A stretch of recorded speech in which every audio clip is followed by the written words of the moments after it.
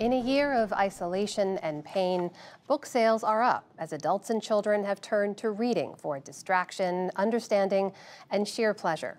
In our continuing look this week at the best of 2020, Jeffrey Brown turns to two booksellers who curate their selections with this year like no other in mind. It's all part of our ongoing arts and culture series, Canvas. And for our look at the year in books, we turn to two bookstore owners. Janet Webster Jones of Source Booksellers in Detroit.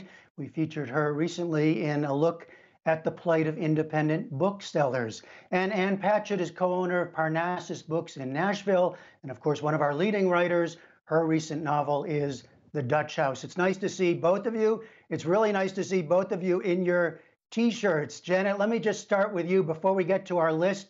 Give us a little update. How's the holiday season going? Well, the holiday season is an absolute joy. We have been so busy, especially since the last time we talked, that we can hardly answer the phone. We've had a very busy season. We have been frantically doing our fulfillment orders as well as greeting people by twos and threes as they come to the store. And Ann Patchett, what's it been like for you in this strange year? It's a very similar story here. We've been overwhelmed by how incredibly kind and supportive our customers have been, not just in Nashville, but really all across the country. People have stepped up to help us out, ordering books online, ordering curbside. We've been running books out to people's car, and now we're letting a few people into the store at a time. We take everybody's temperature, everybody wears masks, hand sanitizer, and people have been really kind and compliant and supportive. It's been a very heartwarming Christmas time.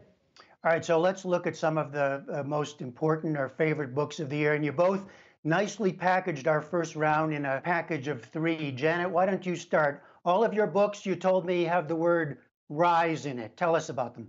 The three books that we have that have the word rise are first a biography. It's called The Dead Are Arising by Les Payne, who was a very well-known journalist, and his daughter Tamara Payne. The book was worked on over a 30-year period, and it's about the life and times of Malcolm X. So this new biography on him that was worked on for 30 years, I think is very important. The Dead Are Arising. The next one is a political commentary by Reverend Al Sharpton called Rise Up.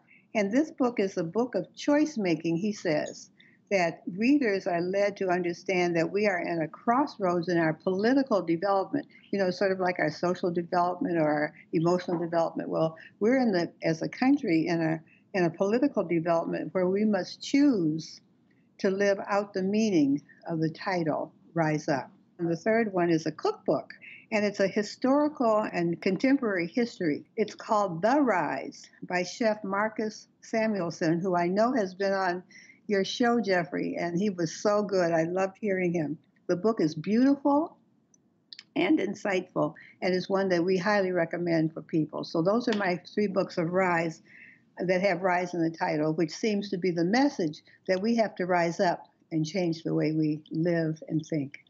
All right, so Ann, Janet went with nonfiction. I think your first three are all novels. So what do you have? Yeah, I'm always for fiction. Deacon King Kong by Jim McBride. Jim McBride is very much in the news recently because he's had a television show about his last novel, The Good Lord Bird, which won the National Book Award. It was terrific. This is a book that is set in Brooklyn in 1969.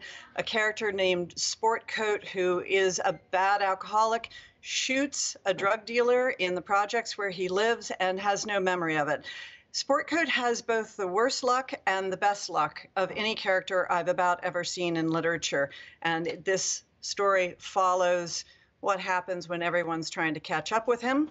The next book, one of my very, very favorite books of the year, Transcendent Kingdom by Yaa Gyasi. And it is the story of the wonderfully named character Gifty, who is a sixth-year doctoral student at Stanford in neuroscience, and she's studying the science of addiction and depression, and it is about the intersection of evangelical faith and science.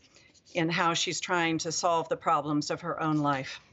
And my very, very favorite book of the year by my very favorite writer, Louise Erdrich's The Night Watchman, set in 1959.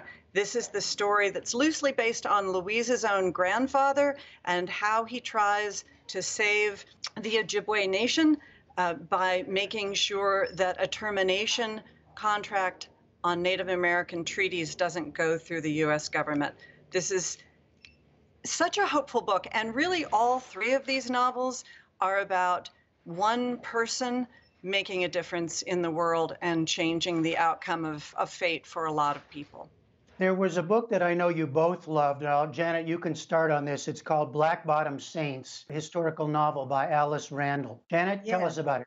Black Bottom Saints is a novel, and I think it's a very important subject because it's a historical novel based on real-life characters and people who lived and worked and walked through a section of Detroit which was called Black Bottom. Black Bottom was a very important neighborhood in Detroit prior to the expressways, and it has been raised by the expressways coming to Detroit, the interstate expressways, so that neighborhood no longer exists. Ann Patchett, you had a few books for young people or for the child in all of us? Yes, yes. We always need something for our kids. All right. Silver Arrow by Lev Grossman, 4th grade and up. Girl named Kate asks her rich uncle, who she's never met, for a birthday present. He sends her a train. She and her little brother Tom go off on the train, have such adventures, and it again is all about problem solving and creativity. Really a wonderful book. Everything Kate D. Camillo writes, I love. This is the 5th novel in the Deckawoo Drive series, Stella Endicott and the Anything is Possible poem. Grades 1 through 3. You have to write a poem for school. Stella writes it about her neighbor's pig, Mercy Watson. And Janet, I think we have time for one more. You got one more pick for us? Well, yes, I have 5 actually, but I'll pick one. One that has gotten a lot of attention is called Braiding Sweetgrass by Robin Wall Kimmerer.